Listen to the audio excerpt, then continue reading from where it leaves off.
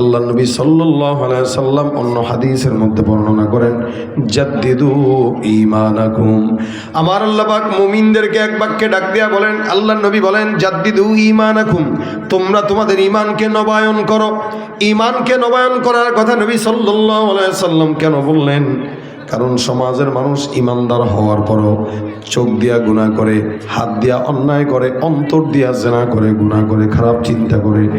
এরকম অসংখ্য অন্যায় করার কারণে নবী সাল্লাল্লাহু আলাইহি ওয়াসাল্লাম বলেন, কোনো মুমিন যদি অন্যায় করে গুনাহের মধ্যে লিপ্ত হয়, ওই সময়টা আল্লাহ পাক তার কলব থেকে ঈমানের নূরটাকে উপরে উঠায় নেন।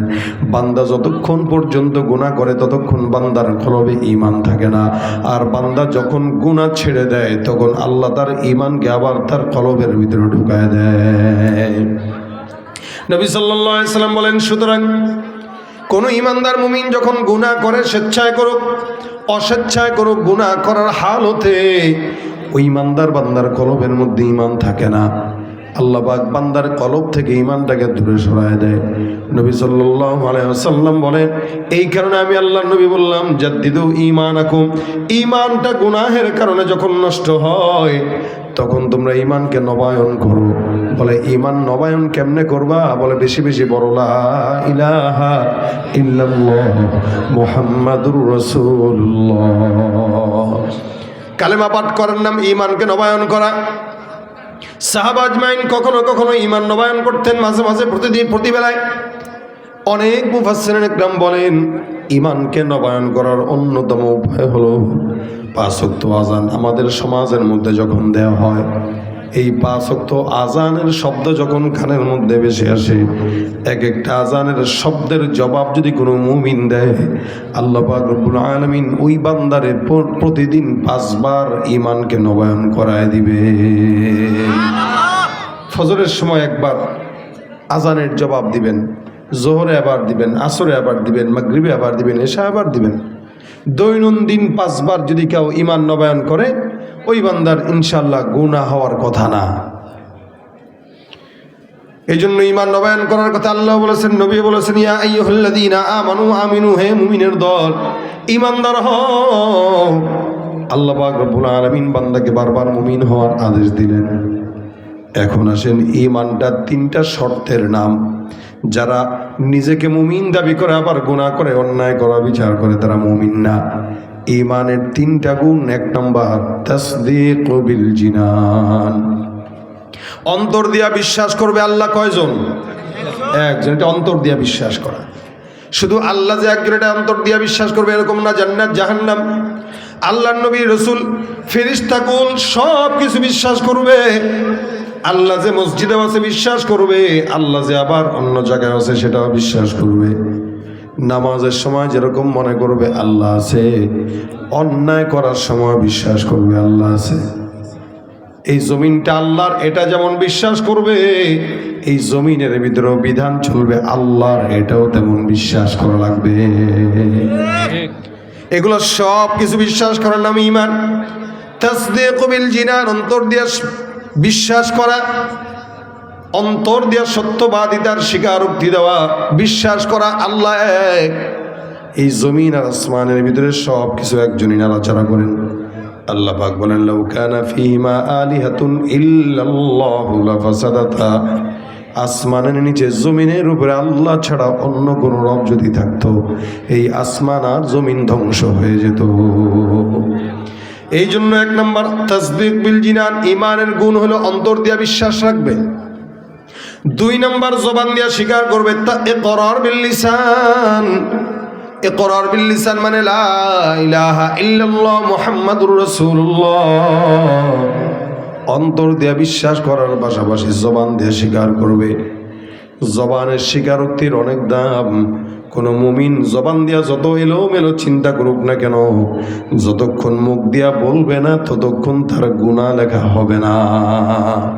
আপনার মাথায়, আপনার দিমাগে অনেক চিন্তা আসতে পারে যে এই সেই আল্লাহ, এই দুনিয়ার অবস্থা, মানে বিভিন্ন গুনাহের চিন্তা আসতে পারে। ততক্ষণ পর্যন্ত লেখা হবে না যতক্ষণ কাজ না করবেন অথবা মুখ দিয়া না বলবেন।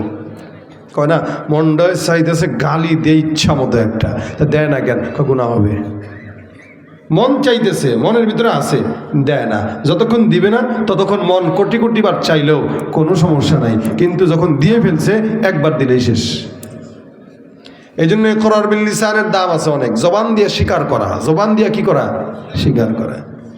সারা জিন্দগি একটা মেয়েরে চিনেন না, কিন্তু বাবা মা পছন্দ করা করে বলো কবুল, আপনি বললেন খালি এতটুকুন একটা শব্দ কবুল। এই জবানের একটা কবুল স্বীকারোক্তি একটা হারাম সম্পর্ককে হালাল বানায় দিল। আবার 50 বছরের একটা দীর্ঘ সম্পর্ক, এটা হালাল ছিল, খালি জবানের একটা শব্দ স্বীকারোক্তি তালাক, এতটুকু শব্দের মাধ্যমে সারা জিন্দগির জন্য হারাম হয়ে গেল। জবানের স্বীকারোক্তির দাম অনেক।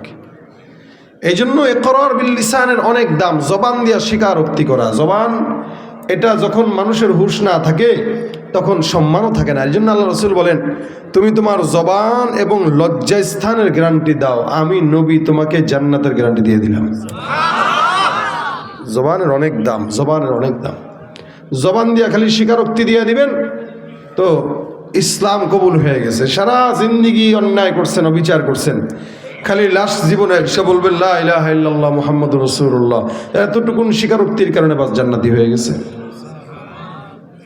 জবান দিয়া না বললে নিয়ত হয় না। আপনি নিয়ত করবেন যে আমি অমুক করব, নিয়ত করছি, তো বলছেন তো নিয়ত করছেন, কাজ করা লাগে নাই, নিয়তের কারণে সওয়াব লেখা হয়ে গেছে। জবানের অনেক দাম। জবান দিয়া স্বীকার করছেন আল্লাহ এক, জবান দিয়া স্বীকার করছেন নবী এক। এটা হলো ইমানের 2 নম্বর গুণ, ইকরার বিল লিসান। নবীর চাচা আবু তালেব রাসূলকে এত মহব্বত করতেন, হাজার কোটি কোটি মহব্বত করার পরেও আল্লাহ নবী সাল্লাল্লাহু আলাইহি ওয়াসাল্লাম মওতের সময় আবু তালেবের কানে কানে ডাক দেয়া বলেন, চাচা একটা বারের জন্য আপনি আমাকে জবান দিয়ে খুলে পড়ায় দেন লা ইলাহা ইল্লাল্লাহ, এটা আমার জবান দিয়ে একটু বলে দেন, আপনার জবান দিয়ে বলেন। আবু তালেব বলে, এ মুহাম্মদ, তোমাকে আমি এত বিশ্বাস করি, তবে জবান দিয়ে স্বীকার করতে পারবো না। জবান দিয়ে যদি স্বীকার করি তাহলে এটা হবে না। যার কারণে আবু তালেব নবীকে সারা জিন্দেগি মহব্বত করার পর জবান দিয়ে স্বীকারোক্তি না করার কারণে আল্লাহ পাক তাকে সারা জিন্দেগির জন্য জাহান্নাম দান করে দিয়েছেন। কিন্তু জবান দিয়ে একবার যদি স্বীকারোক্তি করত, সারা জিন্দেগি কাফের থাকা অবস্থায় আল্লাহ পাক তাকে জান্নাত দিত না। স্বীকারোক্তি, এই জন্য জবান দিয়ে স্বীকারোক্তি করা লা ইলাহা ইল্লাল্লাহ মুহাম্মাদুর রাসূলুল্লাহ। মনে রাখবেন, ইমানটা এমন একটা সম্পদ, যেই সম্পদ টাকা না থাকলেও কি, ক্ষমতাও না থাকলেও কি, যার ইমানের সম্পদ আছে তার দুনিয়ার আর কোনো সম্পদের দরকার নাই, ঠিক কিনা? নাই বা পেলাম অর্থ করি, নাই বা পেলাম ঘর, নাই বা পেলাম সুখের দেখা, হোক না আপন পর, পথের দুলায় জীবন আমার হোক ধূসর মলিন, অনাহারে অনাদরে যাক না কেটে দিন, তবু দুঃখ আমার নাগাল কভু পাবে না হৃদয়, সব হারালেও তাও করি না নিঃস্ব হবার ভয়, আমি মুসলমান আমার ধন হলো ঈমান, ঈমানে নূরের রৌশনীতে দীপ্ত আমার প্রাণ, ঠিক কিনা? ঈমান থাকলে আর কোনো টেনশন আছে ভাই? ঈমানের 2 নম্বর গুণ ইকরার বিল লিসান। বলেন ঈমানের 2 নম্বর কি? জবান দিয়া স্বীকারোক্তি করা। জবান দিয়া 1 নম্বর অন্তর থেকে বিশ্বাস করা, 2 নম্বর জবান দিয়া স্বীকারোক্তি করা, 3 নম্বর আমল বিল আরকান। শরীয়তের যত হুকুম আহকাম বিধি নিষেধ আছে সব কিছু পুঙ্খানুপুঙ্খানু মানার নাম হলো ঈমান। আমাদের দেশে অন্তর দিয়া বিশ্বাস করার লোক আছে, জবান দিয়া স্বীকার করার লোকও আছে, কিন্তু আমল দিয়া পরিপূর্ণ করার লোকের বড়ই অভাব। যার কারণে ফজরের নামাজের মুসল্লির দিকে তাকাইলে মনে হয় এ দেশে কোনো ঈমানদার নাই, সব হলো নাস্তিক। আর জুমার নামাজের দিকে তাকাইলে মনে হয় এদেশে কোনো নাস্তিক নাই, সবই ঈমানদার। কি বলেন, ঠিক না?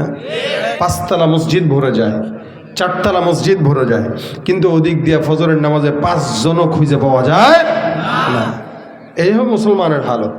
এই জন্য ঈমানের 3 নম্বর শর্ত হলো আমল বিল আরকান। শরীয়তের যত হুকুম আছে বিধি নিষেধ আছে সব কিছু মান্য করা।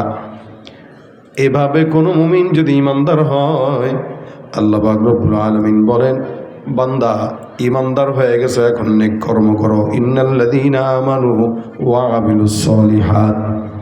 ইমানদার আর নেককার আলাদা জিনিস, এক জিনিস নয়। নামাজ যেই বান্দা পড়ে সেই ইমানদার, লেকিন নেককার না। নেককার এক জিনিস, ইমানদার এক জিনিস। ইমানদার সে যে নামাজ পড়ে, রোজা রাখে, হজ করে, যাকাত দেয়, সেই ইমানদার। আল্লাহ বলেন ইমানদার হয়ে গেছো, এখন নেক কাজ করো। সারাদিন মসজিদে পড়ে থাকলেই নেককার বলা যায় না। আপনি বলবেন এই লোকটা বড় নেককার। আমি বললাম কেন বললেন? আপনি বলবেন 5 ওয়াক্ত নামাজ জামাতে পড়ে। আমি বলবো 5 ওয়াক্ত নামাজ জামাতের সঙ্গে পড়ার কারণে সে নেককার হতে পারে নাই, ইমানদার হইছে। একটা লোক সকাল 8টা থেকে সন্ধ্যা 6টা পর্যন্ত চাকরি করে, আপনি বললেন সে কর্মঠ। আমি বললাম না, সে কর্মঠ না। কেন কর্মঠ না? এটা তার চাকরি। চাকরি না করলে খাবে কি, চলবে কেমনে? কর্মঠ তো সে যে 8টা থেকে সন্ধ্যা 6টা পর্যন্ত চাকরি করার পরও আবার রিক্সা নিয়ে বের হয়ে যায়, রাত 12টা পর্যন্ত রিক্সা চালায়, সে হলো কর্মঠ। কেন? নিজের চাকরির পাশাপাশি আলাদা একটু ওভারটাইম করে। কেন? দুনিয়াতে যেন একটু ভালো থাকা যায়। তেমনইভাবে নামাজ কালাম যে পড়ে সে চাকরি করে।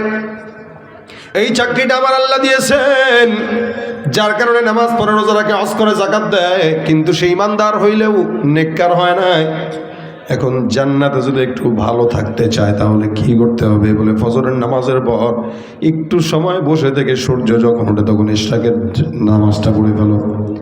আওয়াবিনের নামাজ পড়ো, চাষতের নামাজ আদায় করো, কখনো 2 সাদকা দান করো, কখনো জিকির আজকার করো, কখনো মানুষকে পথ দেখায় দাও, কখনো নেক কর্ম করো। বলে 5 ওয়াক্ত ফরজ বিধানের পর বাড়তি কিছু নেক কাজ করার নাম হলো নেককার। যেই বান্দা নামাজও পড়ে আবার মানুষকে দ্বীনের পথে ডাকে, ওই বান্দা নেককার। নেক কাজ করার জন্য বেশি সময় দরকার নাই, লক্ষ লক্ষ টাকা খরচ করা দরকার নাই। নবী বলেন কোনো মুমিনের সঙ্গে হেসেও যদি কথা বলে, আমার আল্লাহ তার আমল নামায় সদকার সমপরিমাণ সওয়াব লিখে দেন। এটা নেক কাজ, হেসে কথা বলা। আমরা তো হাসি মুখে কথা বলা ভুলেই গেছি। কেউ কথা বললে ভাব ধরা, চোখ মুখ লাল কইরা, নিচের দিকে তাকায়, মোবাইল টিপে টিপে, কত রকম আমাদের কথা। অথচ রাসূল সাল্লাল্লাহু আলাইহি ওয়াসাল্লাম বলেন একটু হাসি দাও। কেউ কারোর সঙ্গে দেখা করে সালাম দিল, হ্যাঁ একটু হাসি দিয়ে দাও, একটা হাসি দিলেই বাশাশাতুল ওয়াজহি সাদাকা। রাসূল বলেন কেউ যদি একটু হাসি মুখেও কারো দিকে তাকায় তা আল্লাহ পাক তার সদকার সওয়াব দান করে দেন। নেক কাজের একটা ঘটনা আপনাদেরকে শোনাই। রাসূল সাল্লাল্লাহু আলাইহি ওয়াসাল্লাম বলেন ছোট্ট ঘটনা, বহু আগের জামানায় এক আল্লাহর বান্দা রাস্তা দিয়ে হেঁটে যায়। সারা জিন্দগি আল্লাহর বান্দা কোনো ইবাদত করে নাই, গুনাহ করছে, আল্লাহকে কোনো দিন ডাকে নাই, সারা জিন্দগি গুনাহ করলো। এই আল্লাহর বান্দা রাস্তা দিয়ে হেঁটে যায়, যেতে যেতে যেতে যেতে হঠাৎ করে তাকায় দেখে মরুভূমিতে একটা কুকুর জিহ্বাটা এই পর্যন্ত বের করে পানির পিপাসায় পড়ে আছে, যেন এক্ষুনি তার মওত হয়ে যাবে। আল্লাহর বান্দা মওত হবে হবে ভাব, যখন নাকি কুকুরটাকে দেখলো এই হালত, আল্লাহর সোয়াবের সন্তুষ্টির আশায় এই বান্দা যে এই কাজটা করছে এরকম নয়। আল্লাহর বান্দা চিন্তা করলো একটা নিকৃষ্ট প্রাণী কুকুর, কুকুরটা পানির পিপাসায় এই জায়গায় কাতরায়, এই কুকুরটাকে একটু পানি পান করানো আমার একটা দায়িত্ব, মানবিক দায়িত্ব। এই মানবিক দায়িত্ব থেকে কুকুরের প্রতি দয়া দেখাইলো। আল্লাহর বান্দা তালাশ করতে করতে করতে করতে একটা কুয়ার মাঝখানে গেল, কুয়ার সামনে গেল, নিজের মোজাটা খুলে কুয়ার ভিতর থেকে পানি উঠায়, নিজে পানি পান করলো, কুকুরকেও পানি পান করানোর জন্য কুয়ার থেকে পানি উঠাইলো। আল্লাহর বান্দা কুকুরের সামনে যায়, কুকুরটাকেও পানি পান করায় দেয়। নবী সাল্লাল্লাহু আলাইহি ওয়াসাল্লাম বলেন আমার আল্লাহ পাক রব্বুল আলামিনের কুদরতের রহমতের সাগরে ঢেউ উঠে যায়। কেন জানো? আল্লাহ বলেন এ পয়গম্বর, এই বান্দাটা একটা সৃষ্টির সেরা জীব নয়, সেরা জীব হয়ে নিকৃষ্ট প্রাণী কুকুরকে পানি পান করানোর জন্য দিনের ভিতরে দয়া লাগলো। আমি আল্লাহ ঘোষণা করলাম, আমি আল্লাহ ওই বান্দাকে দয়া করে মাফ করে জান্নাত লিখে দিলাম। সারা জিন্দেগি কোনো গুনাহ মানে ইবাদত করে নাই, খালি গুনাহ আর গুনাহ, গুনাহ আর গুনাহ, গুনাহ আর গুনাহ। এই গুনাহগারের হালতের ভিতরেও আল্লাহ পাক রব্বুল আলামিনের হাবিব বলেন এই ব্যক্তিটা শুধু কুকুরকে একটু পানি পান করে দিছে, এতটুকুই, আর কিছু না। এতটুকুনের কারণে রসুল বলতেছেন সাহাবারা, আল্লাহ বলেন একটা স্বাভাবিক কুকুরকে পানি পান করেছে, তার মানে তার দিলে দয়া আছে। সে যদি কুকুরকে দয়া করতে পারে, আমি আল্লাহ তার মতো ইনসানকে কেন দয়া করব না? তারে বলে দাও, আমি তারে মাফ করে দিলাম, যাও। তাহলে কুকুরকে পানি পান করায়ও মানুষ জান্নাতে যেতে পারে। আবার অনেক সময় নামাজি কালামি হয়েও জান্নাত যেতে পারে না। কেন? বলে যেটা করতেছে বা ইবাদত করে, এগুলো সব বান্দাকে দেখানোর জন্য করে, আল্লাহর জন্য না। এই জন্য নবী বলেন, আখলিস দীনাকা ইয়াকফিকাল আমালুল কলিল।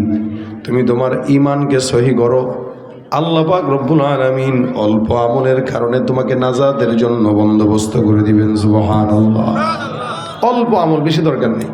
রাতকে রাত তাহাজ্জুদের দরকার নাই, রাতকে রাত কোরআন তেলাওয়াতের দরকার নাই, রাতকে রাত জিকিরের দরকার নাই। অল্প আমল করো, তো নাজাতের উসিলা হয়ে যাবে। এই জন্য রাস্তা দিয়ে হাঁটতেছেন, কাউকে দেখছেন, একটা সালাম দিয়ে দিবেন, নেক কাজ। কোনো একটা মুরব্বী বয়োজ্যেষ্ঠকে হেঁটে যেতে দেখতেছেন, তো তাকে হাতের ভিতরে একটা মনে করেন 5 কেজি ওজনের বাজারের ব্যাগ আছে, আপনি বলবেন কাকা দেন ব্যাগটা, আমি একটু আলগায় দিই। কই যাবেন? ওই 1 কিলোমিটার দূরে, দেন ব্যাগটা একটু নিয়ে নিজে একটু হেঁটে আরেকজন মুরব্বীর বোঝার একটু আগায় দেন। আপনি দুনিয়াতে কারো বোঝা আগায় দিবেন, আল্লাহ পাক আপনাকে জান্নাতে যাওয়ার জন্য গুনাহের বোঝা আল্লাহ নিজে আদায় দিয়া তারপর আপনাকে জান্নাত দিয়ে দিবে। আপনি কারো বোঝা বহন করবেন, তো আল্লাহ আপনার বোঝা বহন করে দিবে, শেষ।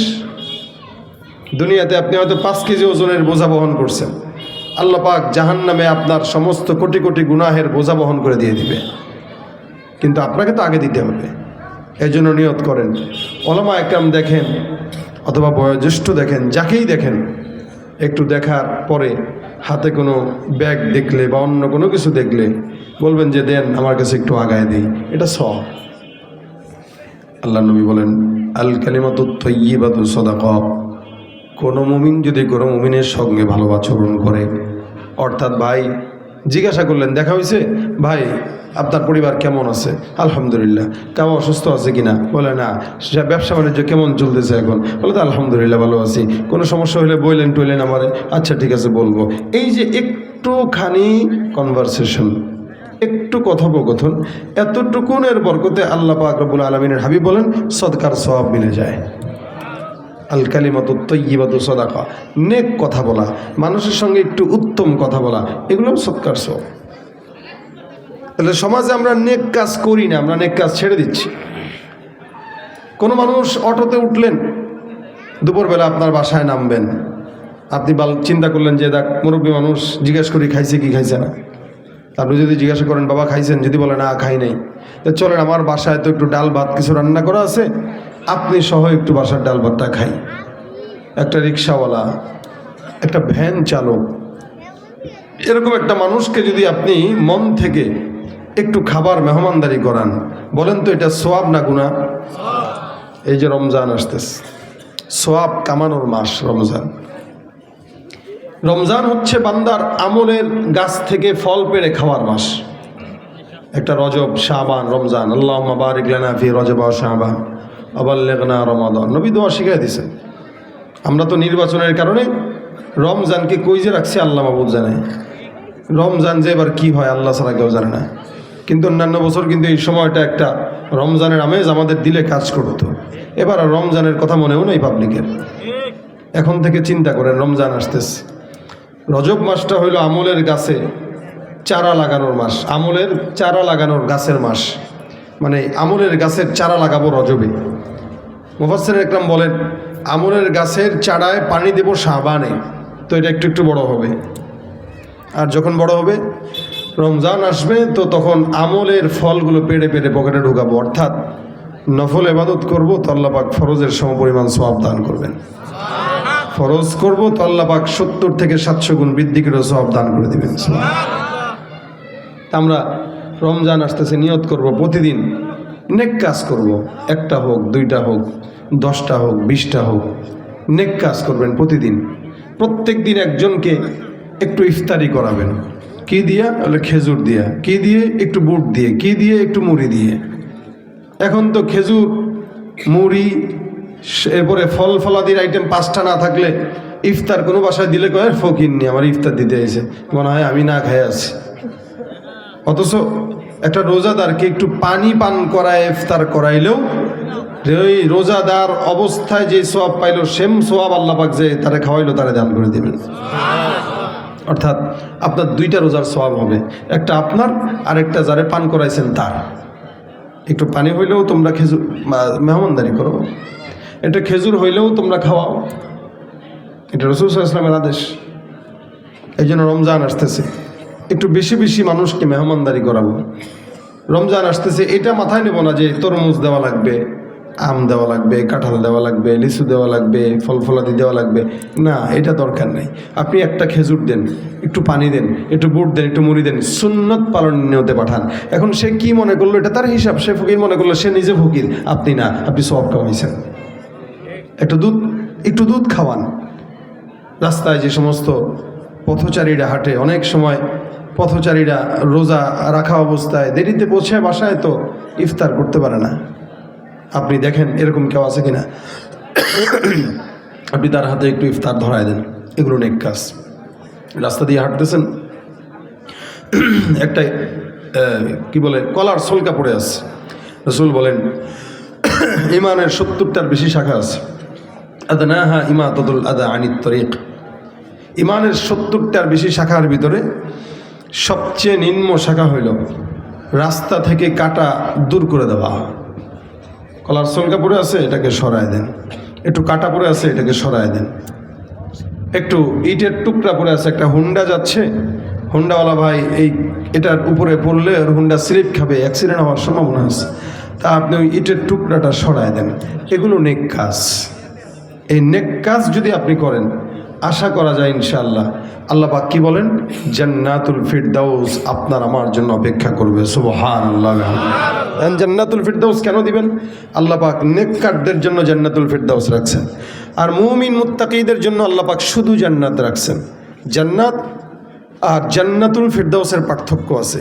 একটা মানুষের 5তলা বিল্ডিং আছে, কিন্তু গেট ছোট, লিফট নাই, সিঁড়িতে টাইলস নাই, ঘরের রুমে টাইলস নাই। আরেকজনের লিফটও আছে, টাইলসও আছে, সব কিছু আছে। মানুষ পার্থক্য করে যে আরে এটা সুন্দর, এটা তেমন সুন্দর না। জান্নাতও এরকম। জান্নাতুল ফিরদাউস সবচেয়ে ভিআইপি এবং সুন্দর জান্নাত। আল্লাহ রাসূল সাল্লাল্লাহু আলাইহি ওয়াসাল্লাম বলেন, জান্নাতুল ফিরদাউসে নবী, সাহাবী, তাবেঈ, শহীদ এরা থাকবে। এবং জান্নাতুল ফিরদাউস এমন জান্নাত, যেই জান্নাতে আল্লাহ পাক রব্বুল আলামিনের আরশ পর্যন্ত মুমিনরা বসে বসে দেখবে। জান্নাতুল ফিরদাউসে আল্লাহ পাকের আরশ পর্যন্ত দেখা যাবে, বসে বসে আল্লাহর আরশ দেখবে। এই জন্য জান্নাতুল ফিরদাউস ভিআইপি জান্নাত, এটা আল্লাহর কাছে চাবেন। যেমন আমাদের ঢাকা শহরের গুলশান বনানীতে সমস্ত ভিআইপি মানুষরা থাকে, তাই বলে কি সবসময় ভিআইপিরাই থাকে? কিছু তো দুর্বলরাও থাকে। ভিআইপিদের পাশাপাশি রিক্সাওয়ালা আছে, ভ্যান চালক আছে, কাপড় ধোয়ে কাজের বুয়া আছে, মুচি আছে, তরকারিওয়ালা আছে। এরা কেন থাকে? এরা না থাকলে বড় লোকরা খাবার পাবে কই, ঘোরাঘুরি করবে কেমনে, দারোয়ান পাবে কই? তো গরিব ছাড়া বড় লোকের দাম নাই, যতই হেডাম দেখাক আমাদের সাথে, গরিব ছাড়া বড় লোকের কোনো দাম নাই। তো নবী সাল্লাল্লাহু আলাইহি ওয়াসাল্লাম বলেন, এই যে বান্দা জান্নাতুল ফিরদাউস পাবে, ওই জান্নাতুল ফিরদাউসে আল্লাহ পাক নবীদেরকে রাখবেন, শহীদদেরকে রাখবেন, সাহাবা ইকরামদেরকে রাখবেন, তাবেঈদেরকে রাখবেন। তা আপনি আমি যদি জান্নাতুল ফিরদাউস পেতে চাই, তাহলে আমাদেরকেও কখনো কখনো কিছু গরিব, মিসকিন, ইমানদার, দুর্বলদেরকে আল্লাহ পাক নবীদের সোহবতের থাকার কারণে জান্নাতে ঢুকায় দিবেন। নবীদের ঠেলায় আমাদেরকেও ঢুকায় দেবে ইনশাআল্লাহ। এই জন্য আমরা প্রত্যেক দিন কমাস কম নেক কাজ করব, অন্তত 2টা হোক, 3টা হোক, 4টা হোক, যখন সময় হয় প্রত্যেক দিন একটা করে নেক কাজ করেন এবং লিখে রাখবেন যে আজকে আমি অমুক নেক কাজটা করছি। এই নেক কাজটা আপনি তারিখ সহকারে কি করছেন, কেন করছেন, এটা লিখে রাখবেন। তাহলে হবে কি, লিখে রাখার পরে আল্লাহ পাকের কাছে আপনি বলতে পারবেন, যদি কোনো দিন কোনো বিপদে পড়েন, আল্লাহর কাছে বলতে পারবেন, আল্লাহ আমি অমুক দিন একটা নেক কাজ করেছিলাম, ওই নেক কাজের উসিলায় আমার এই বিপদ থেকে তুমি আমার হেফাজত করো। নেক কাজের উসিলা দিয়ে চাইলে আল্লাহ পাক বান্দার বিপদ আপদ দূর করে দেয়। এই জন্য প্রত্যেক দিন কমাস কম 3টা, 4টা, 5টা যতগুলো পারি নেক কর্ম করবো ইনশাআল্লাহ। কথা বলে না? রাজি থাকেন, নিয়ত করেন যে প্রত্যেক দিন একজনের বোঝা আগায় দিব, একজনের জন্য একটু সহজ করব, একজনের সঙ্গে একটু হাসি মুখে কথা বলবো, একজনকে একটু দিনের দাওয়াত দেব, একজনকে একটু নামাজের কথা বলবো। হ্যাঁ, এভাবে প্রতিদিন যদি নেক কর্ম করতে পারি, আশা করা যায় আমাদের সমস্ত আমল আল্লাহ পাক যদি ঘাটতেও থাকে, ওই ছোট ছোট নেক কাজের বরকতে আল্লাহ পাক আমাদেরকে জান্নাতুল ফিরদাউস দান করবেন ইনশাআল্লাহ। আল্লাহ যেন আমাদেরকে নেক কাজ করার তৌফিক দান করে, বলেন আমিন। আজকের এই মজমায় আমাদের এই আজকের মজমায় যে সমস্ত যুবকরা আয়োজন করেছেন, এই যুবকরা যদি প্রত্যেকটা যুবক যদি নেক কাজ করার নিয়ত করে যে আমরা সমাজে কোনো অন্যায় হোক এটা চাই না, আমরা মাদক সেবন করব না, আমরা কোনো মাদক দ্রব্য এমন যা আছে সিগারেট থেকে শুরু করে কোনো জিনিস আমরা ধরবো না, আমরা এখন থেকে নেক কাজ করব, তাহলে এই এলাকা শান্তির এলাকা হয়ে যাবে। কি বলেন, ঠিক না? আল্লাহ পাক আমাদেরকে এই যুবকদেরকে নেককার হিসেবে কবুল করুক, আমিন। আমি আপনাদের সামনে এই ভাঙা গলায় এই স্বল্প সময় যেই কথাগুলো বললাম, আল্লাহ যেন এগুলো আমাদেরকে বোঝার তৌফিক দান করেন। হযরত চলে আসছেন, ইনশাআল্লাহ হুজুর আপনাদেরকে মন ভরে কথা শোনাবেন, গ্যাপটা পূরণ করবেন ইনশাআল্লাহ। আল্লাহ পাক রব্বুল আলামিন যেন আমাদের এই আজকের মজমাকে বরকতময় করে, বলেন আমিন। আমরা সবাই মিলে লাস্টে একটা নাতে রাসূল গাই, যদিও হুজুর অনুরোধ করছেন, কিন্তু আমি আসলে আমার গাওয়ার মতো অবস্থা নাই, আমি মারাত্মক দুর্বল। যেখানে আমার বিছানায় থাকা দরকার ছিল ওই জায়গায় আমি বাসার থেকে এসে আপনাদের এত দূরে এসে আপনাদেরকে কথা শোনাইতেছি, এটা আমার নিজের উপরে জুলুম, শরীরের উপরে জুলুম। এরপরও আমি অল্প একটু শোনাই দিয়ে যাচ্ছি। ইশকে নবী জিন্দাবাদ, ইশকে নবী জিন্দাবাদ, ইশকে নবী জিন্দাবাদ, ইশকে নবী জিন্দাবাদ। আমার মনের ভুবন জুড়ে উঠলো যখন চাঁদ, তারার মিছিল কোরাস ধরে বলল মুহাম্মদ। ঝিঝির দোলো দুরুদ সুরে নামলো খুশিরত দুপুরে, সেই খুশিতে জাগলো ধরা, চললো ক্ষমার পরম্পরা। মনের আকাশ আলো মনে দূর মদিনার চাঁদ। ইশকে নবী, ইশকে নবী, ইশকে নবী জিন্দাবাদ, ইশকে নবী, ইশকে নবী, ইশকে নবী জিন্দাবাদ, ইশকে নবী জিন্দাবাদ, ইশকে নবী জিন্দাবাদ, ইশকে নবী জিন্দাবাদ, ইশকে নবী জিন্দাবাদ। আসসালামু আলাইকুম ওয়া রাহমাতুল্লাহি ওয়া বারাকাতুহু।